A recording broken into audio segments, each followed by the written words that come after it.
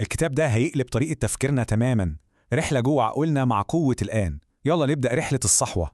إيكرت تول وصل لقمة اليأس قبل ال30 وتمنى الموت. فجأة سأل نفسه سؤال مرعب: إزاي بكره نفسي؟ الجملة دي غيرت كل حاجة. لو أنا مش طايق نفسي يبقى إحنا اتنين في ذات مزيفة بتدمرنا. متاهة العقل دي بتفكرني بقصة شحات غريبة جدا، قصة هتغير مفهومك عن الغنى تماما. ركز معايا. تخيل شحات قاعد 30 سنة على صندوق قديم، ولما غريب خلاه يفتحه الصدمة، الصندوق كان مليان دهب. الحقيقة إن إحنا الشحاتين دول بندور على السعادة بره، وناسين تماما الكنز العظيم اللي جوانا من البداية. بس الجزء الأخطر لسه جاي. مين بقى الشرير الحقيقي اللي منعنا نشوف الكنز ده؟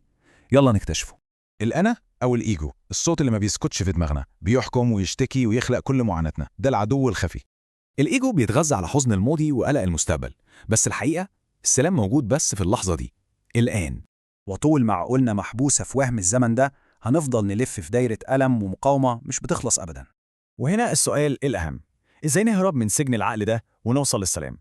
الحل بجد أبسط مما تتخيل. هما خطوتين: راقب أفكارك كأنك شاهد صامت من غير ما تحكم عليها، وتقبل اللحظة دي زي ما هي. ده بقى سلاحنا اليومي. اسأل نفسك دايما السؤال ده عشان تسحب وعيك فورا من القلق للحظة الآن.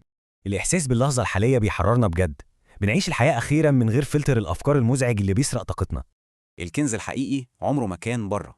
السلام مش محطة في المستقبل، ده حقيقة مستنية نكتشفها دلوقتي حالا. لو وصلت لهنا فأنت فعلا مختلف. اشترك في القناة عشان يوصلك كل جديد يساعدك تطور نفسك وتفكيرك.